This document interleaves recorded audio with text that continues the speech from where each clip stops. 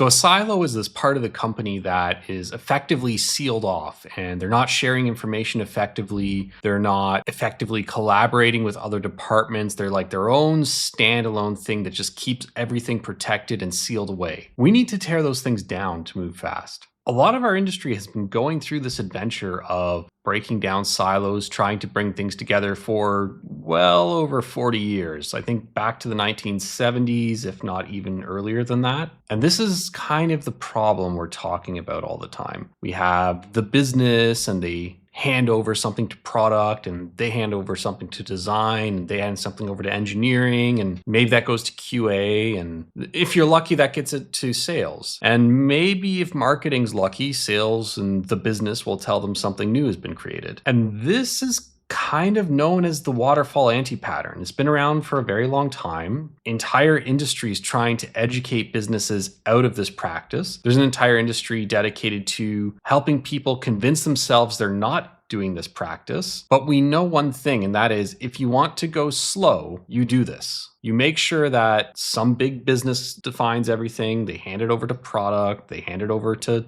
design, they hand it over to dev, hand over. We know this. We know this creates slowness. So a lot of brain power has been spent over decades trying to figure out how do we get these three together. In fact, there's even more depending on your company or less. Some companies say it's just product and engineering or development. Some say design doesn't exist, they're part of product. Some say, well, QA is its own silo, that needs to exist as well. And you just have more and more departments siloed off by job function. So here's the kicker. If you think you're in a company and I'm on the cutting edge of this problem and I've brought all three of these together and they're just now in one silo and you think your organization looks like this, it's not good. It's still not good enough. It's better. Don't get me wrong, it's better. Right? You're no longer having those messy handovers between somebody who works on defining what the problem is and understanding it and people working on solutions and weird slowdowns, but you still have handovers, right? Those other parts of your business exist. Sales, marketing, legal, connecting all these things still happens. And a lot of people like to trick themselves and think, no, we can operate just in our engineering product silo. We don't need to collaborate with those in any way. But let's just think a little bit about the types of criticism we often hear of these departments or silos floating around the company that hint something is wrong, and we could have gotten around that just by talking a little bit earlier, by removing those barriers. I think the first one, something we all hear a lot in the engineering product world, that department is overbuilding, they're underbuilding, we've invested months on this thing based on something that we didn't really validate correctly, and now we can't bring it to market, right? That's criticism given to this department by others. The sales team is selling things that we have no vision for. It's not in our strategy, but they were chasing the money. And very commonly, the marketing department is very uninformed about new features. They're usually told the day before launch, hey, we have this new thing. And the one I think a lot of people have some experience with is this weird gatekeeping of business or legal of, okay, the product is done, everything's shipped, or at least it's in production. Now we're waiting to turn it on. But we have to wait for this kind of Caesar in the Roman Colosseum thumbs up, thumbs down moment to either kick everything back to the start or allow somebody to use it. And it's a long process. They're really busy stakeholders. They don't have time for you. Now they have this big review stage based on months of your work, right? That's a handover. You can't pass through until they have finished inspecting that work. It's almost like a QA stage. So what's the solution here? We need to bring all those people end to end together somehow. That is a horizontal integration across all of these different things that think they all operate independently, but they need to work together. You're not going to sell something if you can't build it. And you're not going to build something you can't sell. And you're not going to market something you're not going to sell. And you're not going to approve something that you shouldn't be building. And you shouldn't be building something you won't approve. Like, why are we not all talking together? Why are we not aligned from early stages? This all needs to get tied together. It's not a traditional team as in every single person has to put their hand into the product as it's being built, but all of them need to be aligned with what's being built. It's not about making the change, it's about being aligned with the change. That's the thing that's often missing. And that's one of the things that create a lot of headaches for us. So we need to get that kind of alignment in here. So what exactly is this thing, this horizontal alignment? Is this a team? Is this a group of teams? I actually found this here to be quite a useful model. It's a book by Emily Weber. It's called The Team Onion. In this book, Emily breaks down 3 types of interactions you can have, starting with a core group of team members that really build the thing, collaborators that help you flow faster, and then supporters who are generally you're getting more aligned with. So it kind of looks like this. You have your core team, 5 to 9 people, very similar to that Dunbar numbers stuff, the team topology stuff. All of it still makes sense with that model. And you have your collaborators. How many collaborators can you have at a time? Emily's suggesting 4 to 12. Makes sense to me as well based on my own personal experience doing that sort of thing. Your collaborators are there really to help you flow faster in the types of change you need to make. So they're going to give you specialist knowledge or insights. They're going to help define boundaries better so you have fewer dependencies. Maybe some of that shift left stuff that we hear so much about. They're there to help you with that. And then that supporter ring, that's there to help you with alignment. And something quite important to remember here is that this circle, and we really get blindsided often in engineering product, that circle of teams is not just engineering product design people, right? You're going to have somebody from legal or finance or the support team or somebody else in your company needs to be in the circle so you can connect alignment across your value delivery. Otherwise, your value delivery is not aligned correctly and you're going to have issues. You're either going to have issues optimizing the value, or you're going to have issues with politics of gatekeeping, or you're going to have issues with awkward debates that you don't truly understand. Something's not going to work if you don't have a horizontally integrated value delivery across all the job functions relevant to that value. So Emily tells a really interesting story either in her book or her blog, I forget exactly where, but she had a story that resonated with me quite well, which was she was working on an application in a company that was a highly regulated industry, like a banking industry. And a very typical development process in that company was something like, we're going to build this app, put in months of effort, we're deploying, we have continuous integration and delivery, it's going to production environment, it's just not going to a customer quite yet. But we're building it and it's going out and it's getting together. And when we're done, at the end of months of effort, we'll have the legal team look at it, and then that will kick off the audit. And so now we're going to audit that over the course of weeks or months.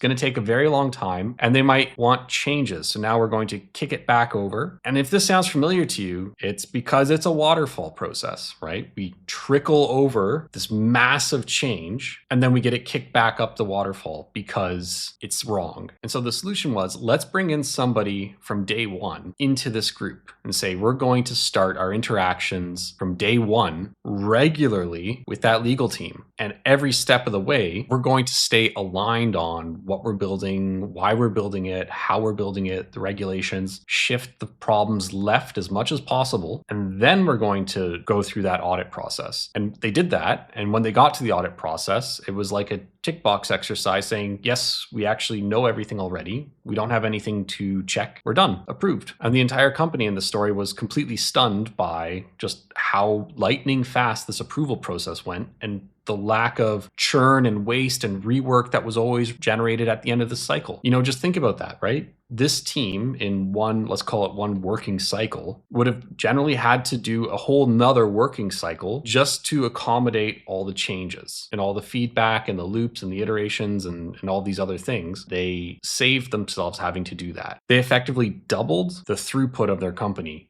just by talking earlier with the people that they need to talk to. Right? This is shift left. This is stay aligned with your stakeholders. This is bring in people outside of engineering product design who have a stake in your engineering product design. It sounds basic in hindsight, but I don't see this implemented in many companies. I see lots of heavy handovers going to the sales team. Sales team's not equipped with your product. They're not equipped to demo it properly. They're not equipped to create environments. They don't know how it works, but they got a slide deck from a product manager and a half-hour phone call. Now they can go sell that. That's not collaboration. That's not alignment. That's a messy handover. We're just doing the handover outside of the engineering product design organization. We need to stay aligned on that value delivery. And in a team topologies world, I think that story I just told looks like this. You have a banking app. So you have some ideas, right? You have a banking app, you're flowing, but you're not at value, right? You're not at connecting it to a customer yet. You have that messy handover to a legal team. And eventually that interaction ended. And then you got to go and do the rest of your work, which was, put it in production and turn it on and other changes. And then you got your value, right? Very slow process. We all know that legal thing is slow. And this other model made a lot of sense to me, right? Like that's something closer to this. That legal team might not be a first-class citizen of that banking app, but they should be facilitating that knowledge into the team to make sure the team is staying aligned, right? This increases the autonomy of the team, but that legal team's still accountable for this knowledge, which means one of two things. Either we put someone from legal team into this core team. There's probably not enough work for them to be a team member every single day, but they should stay in touch. So those onion rings make a lot of sense. Like, how close does this person need to be? And as alignment is built in, you can probably be further and further away over time. You don't need to stay in touch all the time. But that core team that owns and evolves the code and the product, and they come up with the ideas, they should be there. They just need to be aligned. And so that facilitation, it could also be collaboration. It depends on really what's going on in that interaction. I'd say this facilitation is more, just because I'm using that Team Onion model doesn't mean this model also doesn't apply. It's just another dimension or another perspective onto this problem to think about. And that's really the point here, right? This is another model. We just need to horizontally integrate the flow of value, right? That banking app needs to be well integrated with the sales team. They have to go and sell it to someone. The marketing team needs to know what it is. And it's way better when it's not a messy handover. I bet you they'd be so much more well equipped if they were with you every step of the way, working on that marketing collateral, collaboratively figuring out what's in the market. And you even see pressure for that. What was this? The Airbnb executive that said, my product and marketing departments are actually one role now because I don't want to have handovers between those silos, right? He had to do a heavy-handed force in a role change to get people to overcome these silos. And so integrating these silos and making them work in one thing is quite important. And I think that's one of the interesting things from the Team Onion and I think that's one of the interesting things here from the book in the Team Onion, and it's full of a whole bunch of really useful, practical information for you. You should staff your teams with capabilities, not roles. And the distinction there being working backwards from what you need, the skills, the knowledge, the ability you need to get the thing done, working backwards from that and figuring out, okay, how do I find people with those things? And are they core, collaborating, or supporting? And it doesn't mean in the Team Onion that everyone in those outer rings needs to touch the product and influence the change directly, but it does mean you know who to get alignment with to make things flow quickly, because we're going to have gatekeepers in our company. The other side to that is we have gatekeepers because we didn't think about the alignment. And so the uncurated politics of an organization, when you have things you don't like go through the door, is, well, I have to have a gatekeeper in here instead of working on the alignment problem. So this helps us get ahead of that entire category of issue,